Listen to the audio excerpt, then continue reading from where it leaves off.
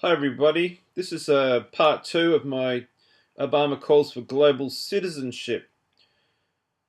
People are awaiting Revelation 13:5. Now, this is not a fulfillment of Revelation 13:5, but post-presidency, Obama being the ex-president of the United States, he is doing what no one has ever done, calling for global citizenship and all that that entails. There is lots of information to read about this. Obama's last speech at the State of the Union as president in 2016, he mentioned 12 times that the world needs to gather together as the Earth's inhabitants, the population of the world needs to gather together as global citizens, and he gave 12 reasons why. This is exactly what the Antichrist would be expected to do from the Bible. And it's exactly what is happening. So, back in Montreal, 6th of June, earlier this year, 2017, Barack Obama tells Montreal the future does not belong to strong men. In Canada, they greeted ex-President Obama like a rock star. Speaking to a sold-out crowd of around 6,000 in Montreal last night, June 6, 2017, former US President Barack Obama never called out his successor by name, but made a handful of pointed references to the administration of Donald Trump, drawing hearty applause each time he did so. The Toronto Star described the scene at the Place de Congrès on Tuesday as laid out for a rock star. Dignitaries, politicians, business leaders, artists, and Olympian sprinter Bruni Surin sat in the audience for the 70-minute show. Obama got things going by saying the world is at an inflection point and is riven by old divisions and fresh hatreds, he warned. If we begin to question the progress we have made over decades and we violate our principles because of fear and uncertainty, we are inviting in people who say democracy doesn't work, that restrictions on the press are necessary, and that intolerance and tribalism and organizing ourselves along ethnic lines are the answer to today's challenges.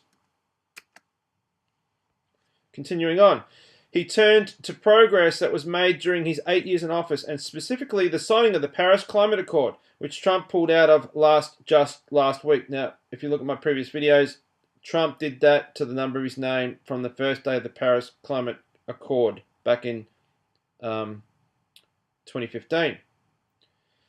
Drawing the ire of many.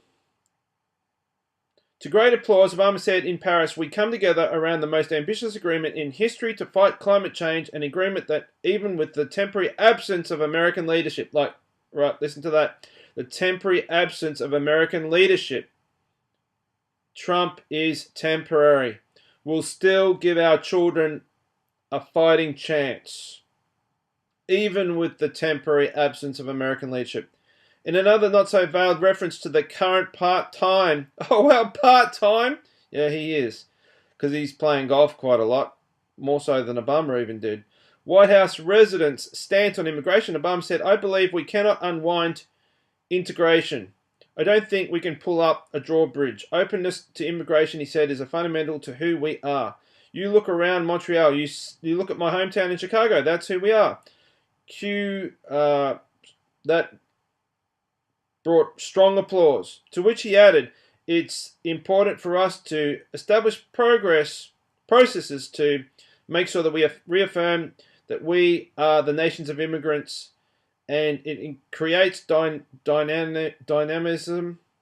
in our in our economies, strengthens us rather than strength weakens us, and upholds our tradition of lawfulness. Lawfulness. My gosh, I'm going to stop there. All right, you can read. Amazing, hey? And that's photo at the bottom of the page of this article. How do we greet young leaders to take action in their communities? Thanks, Barack Obama, for your visit and insights tonight in my hometown. June 7th, a tweet by Justin Trudeau. Oh my gosh, it's too early in the morning to be doing this. Justin Trudeau, and a picture of them in that restaurant. sitting very laid back on the 7th of June 2017, obviously, this year. Wow. It's all laid out, people. This is exactly what the Antichrist is to do. Call for global citizenship. And it'll eventually end with the beginning of Revelation 13:5. His last 42 months, we enter into great tribulation. And then you know to look up, for your redemption draws nigh. The rapture will be nigh soon then.